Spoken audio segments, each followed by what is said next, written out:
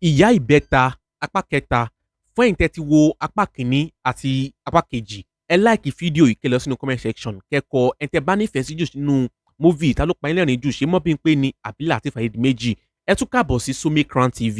Ká tó tẹ̀síwájú ńkọ́, ẹ bá wa like fídíò yìí, ẹ dẹ̀ bá wa click lórí subscribe fún Sunmi Crown TV.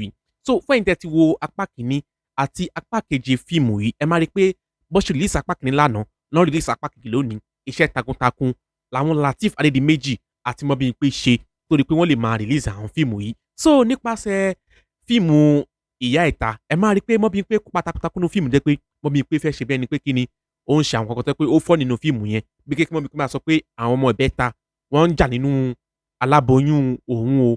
So nígbà tí apá kejì wá parí ńkọ́, ẹ máa rí i pé Bimpe ń rọbí lọ́wọ́ nínú apá kejì tó parí sí.